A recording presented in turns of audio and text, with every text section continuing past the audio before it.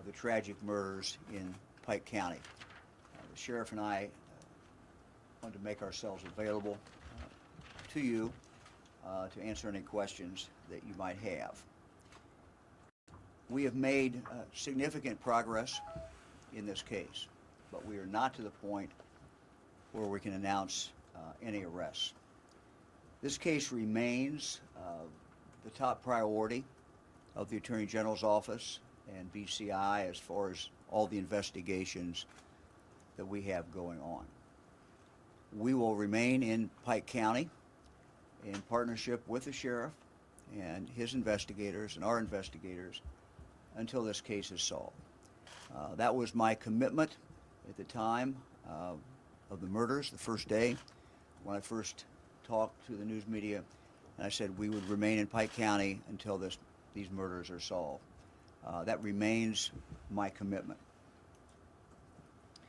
Let me give you just a few statistics to update some of the things that we have done. As of today, we've received 883 tips. We have conducted 465 interviews. Now that might include, that would not be 465 people, that some people were interviewed multiple times. 38 search warrants have been issued, and 60 cyber extractions have been done. That would be cell phone, DVRs, etc. The sheriff has arranged for this billboard to be now in Pike County. It's up now, Sheriff, right? I believe it's up now. And if anyone needs to be reminded of the gravity of this tragedy, I think we can see that simply by looking at this billboard. I can tell you that the men and women at BCI and the sheriff's office don't have to have that reminder. They think about the 8 victims every single day. My commitment that I made at the time of the murders remains. I believe this case will be solved. We will remain in Pike County until it is, in fact, solved. Sheriff, you want to say anything? Then we'll do questions. First and foremost, excuse me,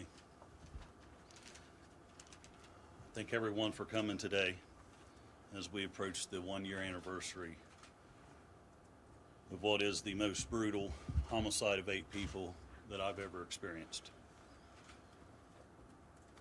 I want to first thank my commissioners for continuously working with me and providing the money needed in an investigation as such.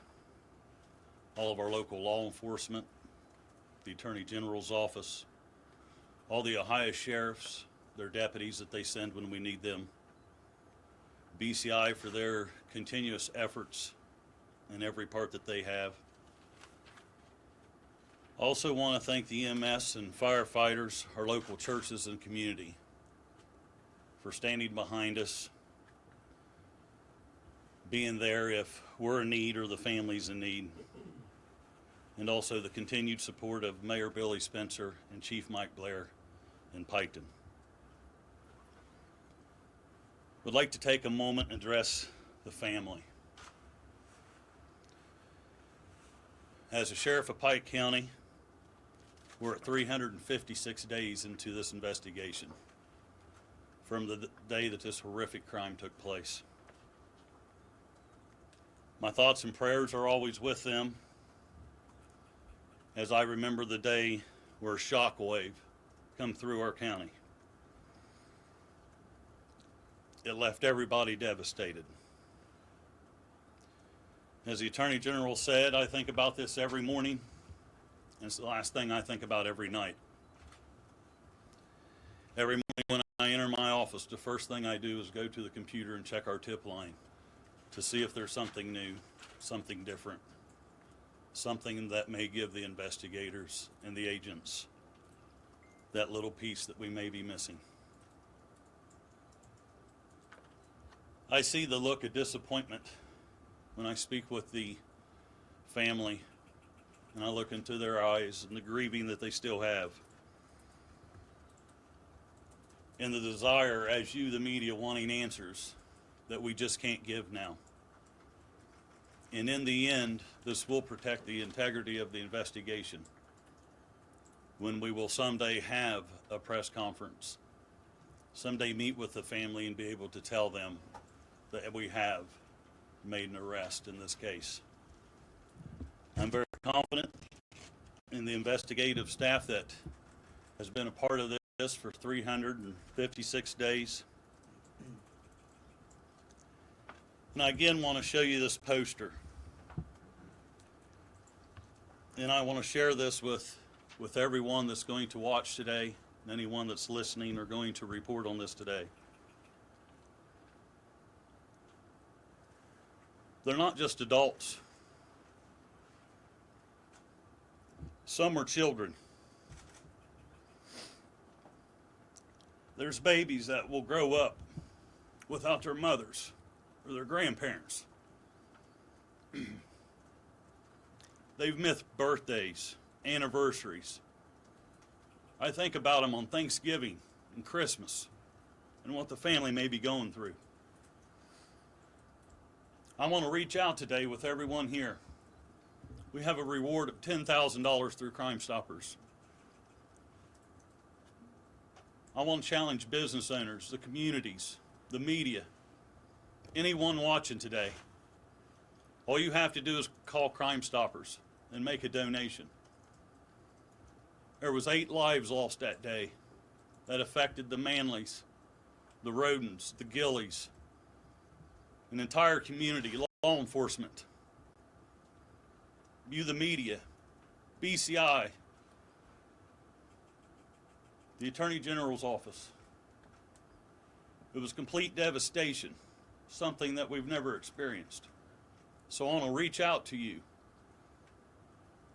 If there's anything that you can do, call Crime Stoppers. Make a donation. Kids,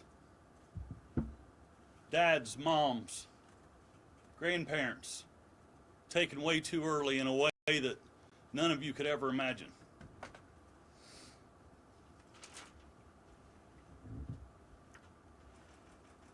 I've got a message for the killers.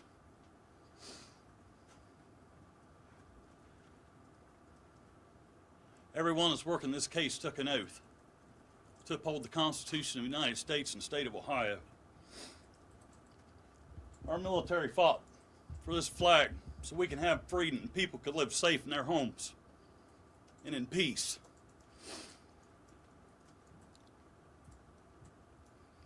You came in like thieves in the night and took 8 lives, some being children. In the most horrific way I've ever seen in my 20+ years.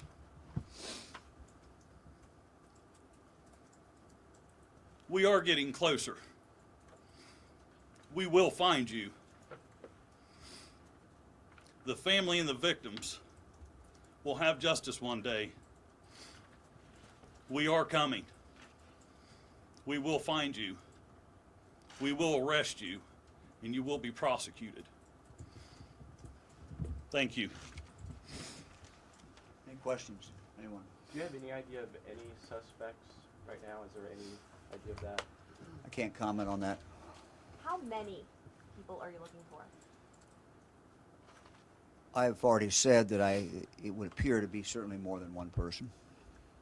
Do you believe there's... Are you looking outside of the state of Ohio? I'm not going to really comment on that. You know, we will continue to follow any lead wherever that lead takes us. We are not going to rule out going any particular place. You know, basically, you know, we've made, in my opinion, you know, significant progress, but that progress cannot really be shared with you all, cannot be shared with the public, which makes it, frankly, difficult for us to have a news availability like this. We would love to tell you more, but there are things that, frankly, we just cannot tell you. Initially, you mentioned about the witnesses or people who are afraid to come forward and be questioned out of fear of retaliation. Has that fear somewhat subsided? Have you noticed in the investigation? Repeat the question, please. Initially, you mentioned the fact that some people were afraid to possibly come forward out of fear of retaliation, or if somebody who may know something may be afraid to come forward. Has that at all subsided, and have you made any progress despite I that? think that fear still exists. This is as real as anything can ever be. 8 victims. Nobody's going to come and speak with us without the fear of them being known and maybe being subject to the same thing that these 8 victims fell to. Okay? People know it's real. They felt it, the devastation, this shock wave, it just continues to go. And we've tried to stop that and take layer by layer and layer inside in this investigation and make it smaller and smaller, bring that shock wave in where we can find these killers. But the fear of retaliation from whoever these killers are, that's real, and people feel that. Are they still coming to us? Yes. Are they still giving us tips? Yes. But if you're asking if people still fear that they could be retaliated against by killers that we yet have in custody, I would say absolutely. Should the general public be concerned? Should they be scared at the moment still? I don't believe so. Again, I will. You know, I have a staff. I have a sheriff's office. I'm one person. I'm human. We're available. We've stepped up patrol. The commissioners have been great. They've given me additional staffing since this took place, and we're available. And we try to do community policing and crime prevention. But we have 795 road miles and 444 royal square miles. We can't be everywhere. Now, has it subsided to people that it's not directly affected? Absolutely, I believe so. But those directly and indirectly affected, they still have that devastation. They live it every day of their lives. And I would just point out, to state the obvious, that many of the tips that we get are anonymous tips. You know, people can feel confident if they come forward. That's not going to instantly be made available to the public. We've conducted many interviews, and that information is simply not available. So there is some assurance that when people come forward, they can do that freely. We still believe that there are people in Pike County who have additional information that they can share with us that would be helpful in this investigation. Can you speak yet about a motive? No, I'm not going to speak about a motive. You can speculate, but it's probably not a good idea for us to do that. 465 interviews. Go there and then there. Attorney General Dwight, do you have any persons of interest at all? I'm not going to comment on that. 465 interviews, that's a lot of interviews. Why are you so confident that maybe the next one could be the key, and confident that you will make these arrests? Well, I guess I'm an optimist in spirit anyway. But in my experience in law enforcement, there are cases, many cases, that are solved a number of months into the investigation, some a number of years into the investigation. So I remain confident that we will find the killers, that we will successfully prosecute them, and that they will be brought to justice. Can you put a timetable on it? No, I'm not going to put a timetable on it. In opening it up for the tips to come in again, and with the overwhelming amount of police work already done, is it fair to say you have some parts of this and you're trying to connect the dots, or give us an idea of the landscape of the investigation? Do you at least have some of this and you're trying to piece the rest together? Let me put it in historical context. In the history of BCI, this is the biggest investigation that has ever occurred. Biggest in the sense of number of interviews, biggest in the sense of number of hours that has been spent on this case. We still have, on any given week, 10 to 12 people who are in Pike County working this case. So we really do know a whole lot more than we did the first time I stood up in front of you all. We know, candidly, a lot more about what has been going on in Pike County for decades in regard to criminal activity. This is information I did not have before we started this. I've likened this to one of these crazy big 1,000-piece puzzles, and you keep putting the pieces in, and at some point you get a picture. Well, we don't have the picture yet, but we put a lot of pieces in. But it's fair to say you have part of the picture and you have a better understanding of what may have led to the killings themselves, or can you give a better landscape of that? Well, I'm not sure I would totally agree with that. We still have a lot of potential leads. What we do is we take every single lead. I mean, every one of these tips, that's an amazing number of tips. Every one of those tips, we run to the ground, basically. But by putting it all together cumulatively, there's certainly different possibilities. I mean, when we meet, we will meet again, in a few days. We do this every I'm involved every few weeks, but our people are meeting, of course, every single week. But what we do is we look at the possibilities. What's a possibility? 1, 2, 3, different possibilities. And so it's a moving target, but there certainly are different scenarios out there that we look at that are plausible, possible, and that are still, for us, on the table. A lot of things are off the table because we've been able to run it out. Question for the But again, I would say what the sheriff said, and there are people in Pike County who have information. We would ask them to come forward even after a year. They can still come forward. They can still give this information. And for these individuals, it's going to be better for them if they do it on their own accord than if we have to drag them in. Question for the sheriff. Decades of criminal activity in Pike County, is that what led to this? What I said was we know a lot about what's been going on in Pike County, and this is not the first time I've said that. So we do. I will not say today that led to this. What I will say is we know a lot more about what's been going on in Pike County than we did the day we started. Can you mention some of the things you've ruled out? You said you've ruled some things out. What have you ruled out? No, I'm not going to do that. I'm not going to talk about the things we've ruled out. I mean, basically, you will, in any course of an investigation, as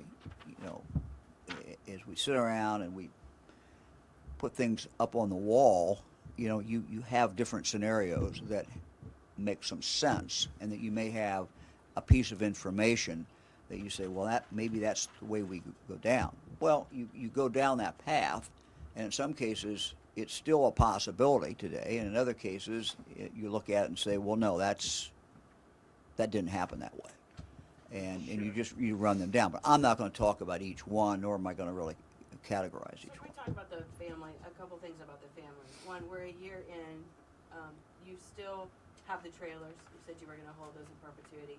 We know there's an issue about where they might go next, that building where they're being held is probably going to need to be vacated. These families, the Rhodens in particular, do not understand how they can never get their personal belongings back. BCI, I'm assuming, uses 3D camera technology the way Columbus Police does, those sorts of things. Is there any possibility, Attorney General or Sheriff, that those families are going to get their personal belongings back? Let me talk about that for a moment, and the sheriff can jump in. We are waiting for a lot of the things for us to be given permission by the probate court to release. These things a lot of this is out of our hands. Some of the stuff we look at from an evidentiary point of view, we don't feel that we could release. But there's a lot of things out there, the cars, for example, that can be released, and that is out of our hands. We are basically waiting an order.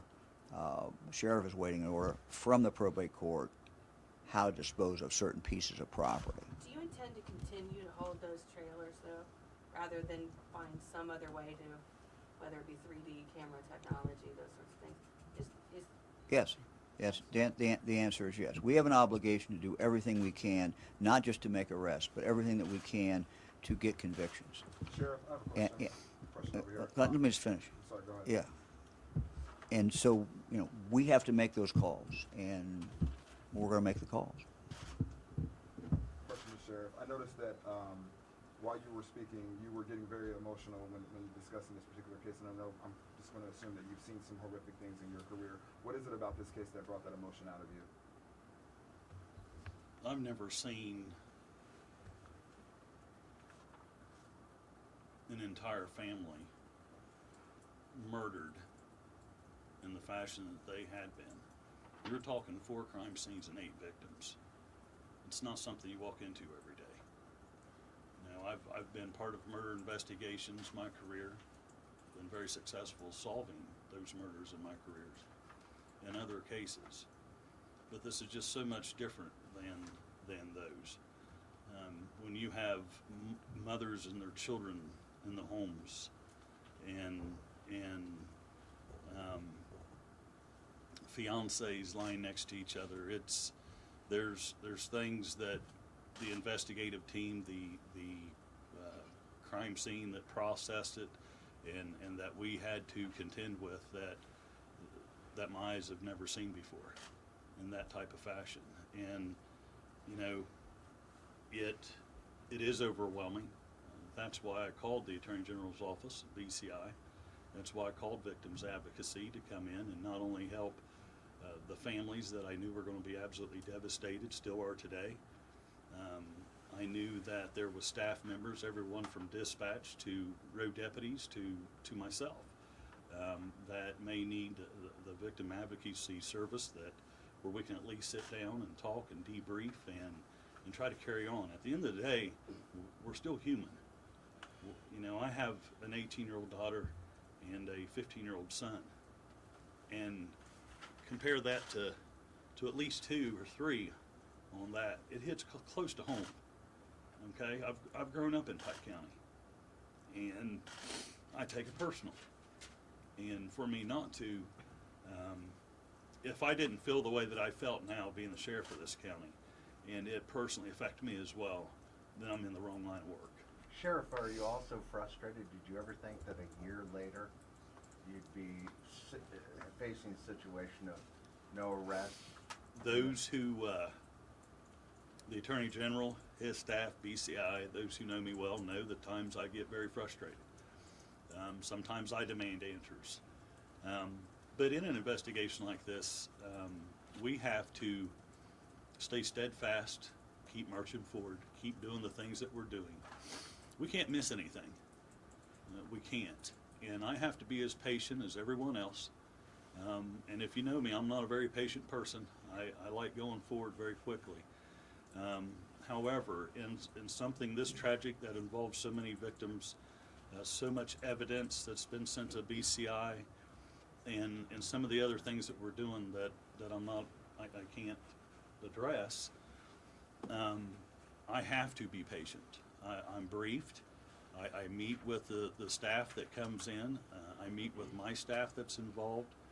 Sometimes I sit and I write out a list of questions, a page or 2, and I may hand it off to someone working the case or special prosecutions, meet with the Attorney General, meet with the Superintendent of BCI, and those questions are asked. This is something that, and I'm sure the agents do the same thing. This is something that we never table, that we constantly think about, brainstorm, and if I think of something or have a question, I'll write it down and I'll submit it, and in a few days they give me an answer to everything that I've requested.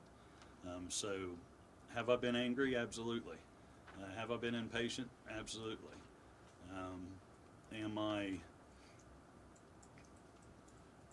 Do I hurt? Do I have passion for the family? Do I understand the emotions and the things that they're going through? Yes, I see it when I talk to them. I don't know if anybody here has been through this type of ordeal other than reporting on it. But if you've never been on my side of it or that family side of it, I'm sure that you feel completely different and with respect, I say that, than what we feel and what that family feels. The reward in this case is $10,000, and that's less than $1,500 per person killed. Is that enough? I've just reached out to the media and to anybody listening. All you have to do is call Crime Stoppers. Any donation to increase this reward money is appreciated. I won't put a price on life. Neither will the Attorney General. We've said it before. And anyone can contribute. And everyone, you know, there was things that we've discovered in the investigation that is absolutely minute compared to a homicide, a brutal, premeditated, methodically planned out homicide of 8 people. So regardless their lifestyle, these were human beings, a family, children, with small children. So I reach out to anybody. If you can help with the reward and get the reward money out, that can sometimes make a big difference. You know, to follow up on that question, I think one of the things that the surviving family and the community doesn't understand on the reward is they look at cases like the girls in Indiana who were kidnapped and killed, and the FBI stepped forward immediately in that case. Can you speak from a law enforcement perspective why we haven't seen that in this case, why the FBI is not here, and could they help, and could they offer money? Yeah, sure. The FBI has been involved in this investigation. That is ongoing. It was early, and we have reached out to the FBI on numerous occasions. So no one should go away from this press availability thinking the FBI has not been involved. They have been involved. DEA has been involved as well.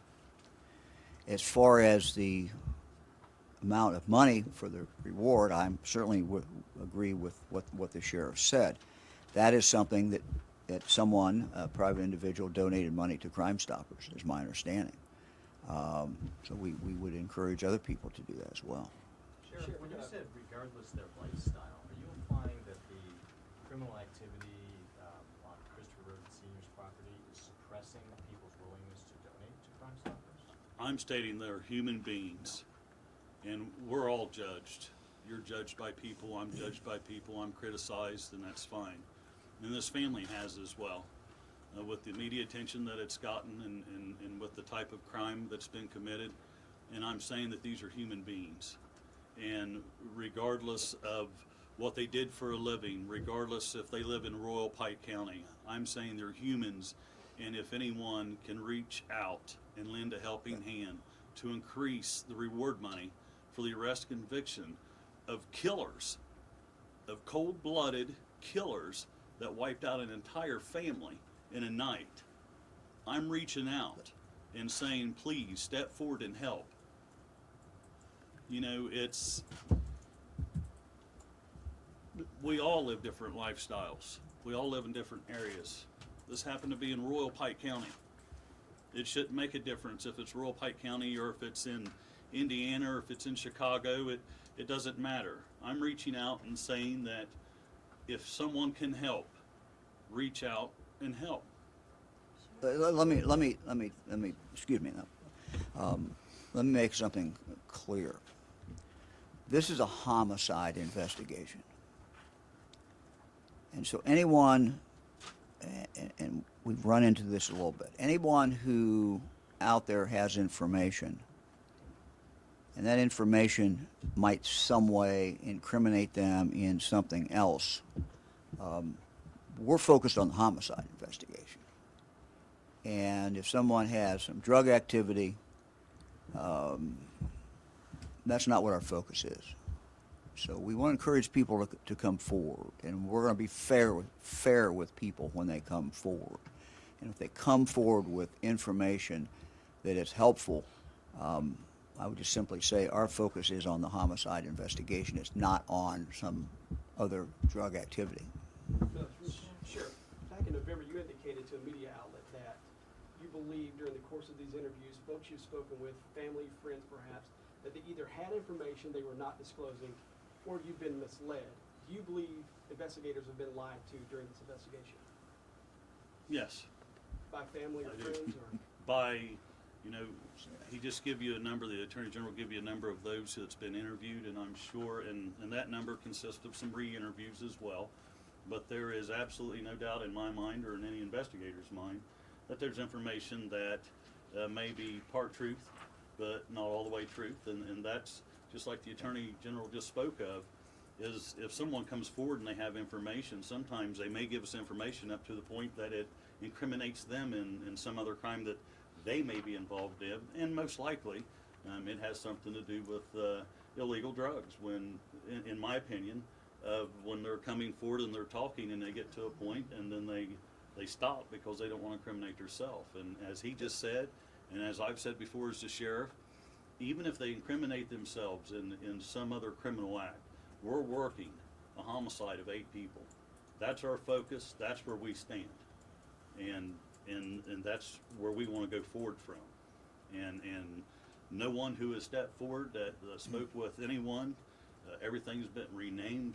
It's been remained confidential where nobody's known. We've done a very good job with that. I'm very pleased with that. The information's been shared. We haven't shared with anybody. It's other than the investigative unit. So, you know, I do believe that there's times that investigators have interviewed people and they've not been completely truthful because, one, they're fearful of retaliation, which I've mentioned before, and 2, sometimes they feel that they will incriminate themselves in some other criminal act, and we're not worried about that. We're working a homicide of 8 people. And let me add one thing. This is no different than most investigations, in this sense, that not everyone you interview tells you 100% of the truth. So I don't want anybody to think that this is fundamentally different in this case as is in any number of cases that investigators are involved in. At this phase of the investigation, will you say whether it's your belief that the killers were known to any of the victims? Look, I've said a number of occasions that it's pretty clear to me that somebody involved in these murders knew the territory pretty well. And that's just based upon all the facts that are actually out known in the public. You know, these were fairly remote areas. Somebody knew what they were doing. Knew the lay of the land, the homes, the properties? Yeah, I mean, I think so, yeah. Do you believe at this point anyone you've spoken to, any agent face to face, was someone who either committed these murders or was on scene with the killers? We're not going to comment on that. Talk about the surviving children. You've spoken of them passionately today. There are children and grandchildren left behind. Speaking in generalities, where are those children? How are they doing? They're the survivors of this. The children are doing very well. They're in foster care. And with the Children's Services and the Juvenile Probate Court, I believe that immediate family members have visitation with those children. So things are going well with them, and they are actually being, there's communication with family, so they don't, even though they're not around them all the time, they can still not miss those moments, some of those moments that they're still missing due to this horrible crime. But children are doing well, and family are being able to see them. So you had previously said that the killers were local to the area. Do you still believe I that said I feel that they were local to the area, and I have that belief. Do you still feel like they are in the area? That's, you're asking me an impossible question. I feel that every news conference that we do, that the killers are watching and they're listening and they're trying to find just as you guys are where we're at and what we're doing, and that's partly why we share no information. You know, someday they'll get tired looking over their shoulder as we get closer, and there'll be a day when they look and it's going to be us. And so that's my stance and my belief. Where they're at, I feel, I mean, it's obvious. You've been to the scenes in the rural area where this happened. it's obvious that somebody knew the area well and knew the family well. So I believe that wherever they are, some had to be local, still currently local, or where they may be now. I don't know, but that's my belief. Attorney General, it seems likely that the perpetrators will see coverage of this press conference. What would you like to say to them right now on behalf of the people of Ohio?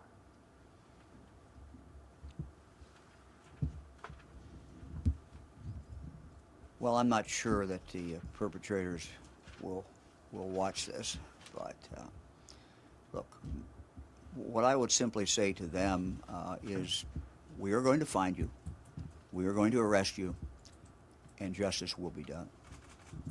Can you tell us more about, you described a commercial grow operation at 3 of the 4 crime scenes. There were some nearby major drug grows busted within months of these killings, very close to the Pike County line. There were some leads investigated both ways between those. What was the significance, because the families disputed the statement you made 2 days after the killings about this being a commercial grow operation. The family says there wasn't anything like that there.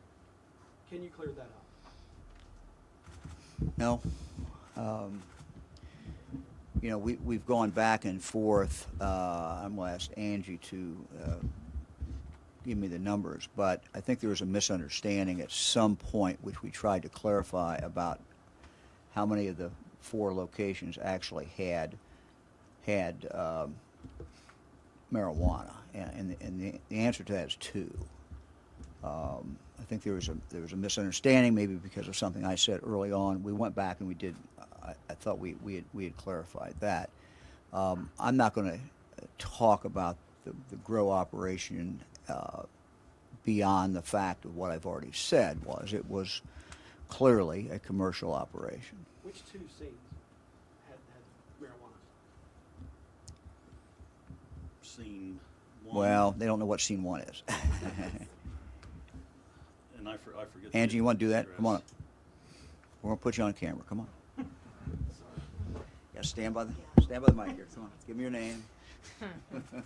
I'm Angie Canepa. I'm with the Special Prosecutions with the Ohio Attorney General's Office. It was Chris Sr.'s residence and Kenneth residence had the grow operations. And let me just say that the reason Angie's answering that question, she has been intimately involved in this investigation. Our goal all along has been to get convictions, and I felt it was very important to have a seasoned prosecutor along with our seasoned investigators to work hand in hand. And so Angie has been working on this case since the first day. Were they To this involved grow in operations, when you clarified that initially, that it was at 2 scenes, I believe what you've said since then is in 3 locations at 2 of the scenes. That's correct. Is That's correct. that Yes. accurate? Yeah, and you got it. That's the correct. Yeah. Were they involved? Thank you for the nuance or the additional fact. That's true. Yeah, yeah. Were they involved in manufacture or growing of other drugs? I'm not going to answer that. You said that it's Mr. Attorney General said that it's like a jigsaw puzzle with 1,000 pieces. How many pieces, if you can, on the continuum have you put in place in this? Well, I think as you know, when anyone who does one of those crazy puzzles, which drive me crazy and I never could do, but it's not so much the number of pieces as it is where the picture starts to emerge or not. Are you getting? You've got a clearer picture. Well, today we have a than clear you're- picture, but we don't. It's not clear enough to make any arrests. So the face of the murderer is not yet revealed. Not yet. Is there any reason why you can't answer or won't answer whether or not they manufacture any other types of drugs?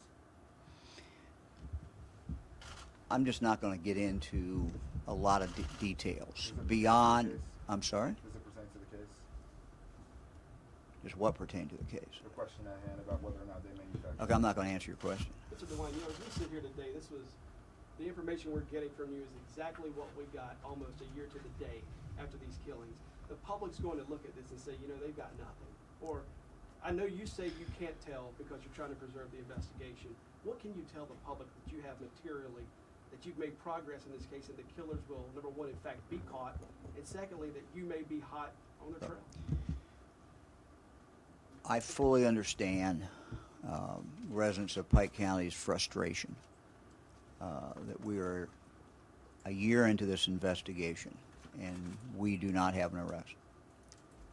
I can only tell you that I am deeply frustrated, and I know the sheriff is as well. However, our job is not to dwell on the frustration. Our job as professionals is to continue to guide this investigation, continue to make the resources available, which I do every single day, so that we can tell the people of Pike County we are absolutely doing everything that we can within our power to figure out who committed these horrible, horrible crimes. We are not going to stop until we are done, until we are able to break the case, and that is my commitment. And you know, in every case, in every investigation, everything in life, there's a point of diminishing returns. Are you anywhere near that? Do you see that? That's a very good question. We are not to the point of diminishing returns. We are still running things down. We still, on a weekly basis, continue to learn things. We've learned a lot, but there is a lot to know, and we continue to do that. So this is not cold today. No, this is not a cold case, and you know, we've all had experiences where cold cases were out there, and we went back in and got them going and solved the crime. That's not a good analogy. This is a case that is being actively worked and has been actively worked for almost 1 year, and will continue to be actively worked. For the person General, it watching sounds tonight like- who knows something, how can you assure them tonight, or this afternoon rather, that if they do come forward, that they won't be killed or they won't be hurt? What do you guys have in place to make sure that they're protected? I think the most important thing that we can do for people who come forward is to shield them from the public having knowledge that they have come forward. And as we shield the public, of course, it's the killers that we are really concerned about. So, you know, that's something I think people need to understand. And I'll say it one more time because I think it's so very important. This is a homicide investigation. It's not that we don't care what you've done with drugs. We care. But our focus is on the homicide. And so people should not be concerned about coming forward and disclosing information that may very well be helpful to us in the investigation that also incriminates themselves. We can have that discussion, and we do have that discussion with people as we go into interviews. And people can be assured our focus is one focus, and that is the homicide. Have you earned immunity in this, Jack?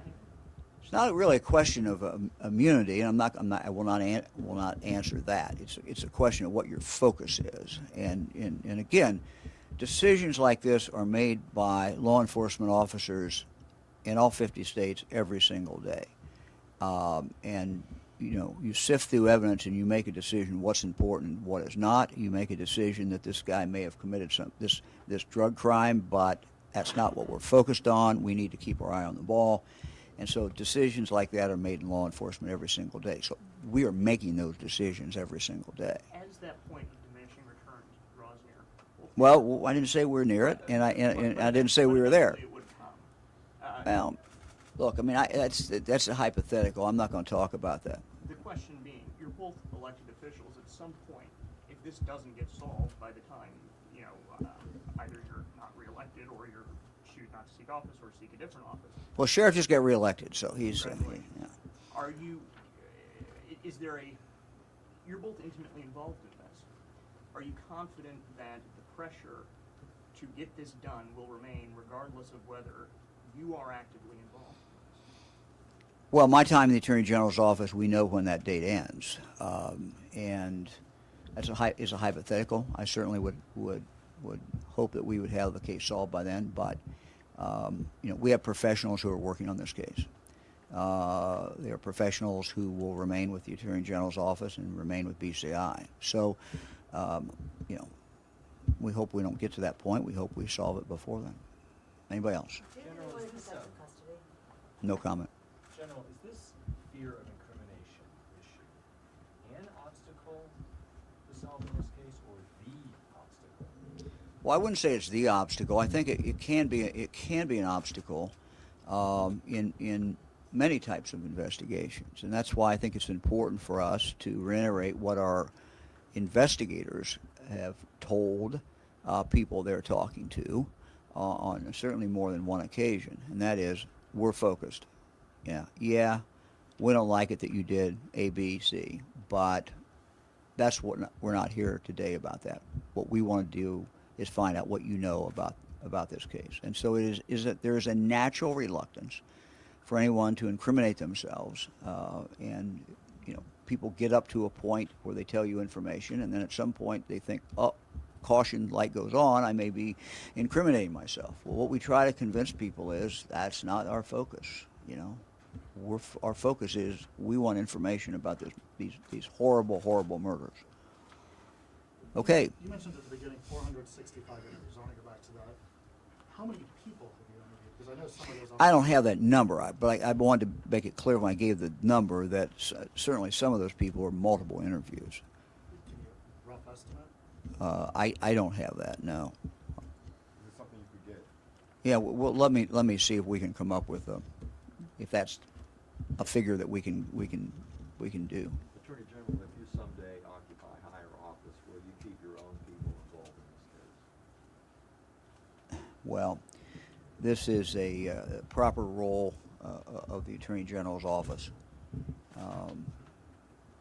And I'm sure that whoever is Attorney General would keep this as a focus. Again, I hope we don't get to that point. I certainly hope we have this case solved by then. But if it is not, I'm sure that the next Attorney General, whoever the Attorney General is, will fully appreciate the importance of a case where 8 family members are murdered in over one brief period of time in 4 different locations. I think people get that, no matter who the Attorney General is. Okay, thank you all very much. Thank you. Thank you.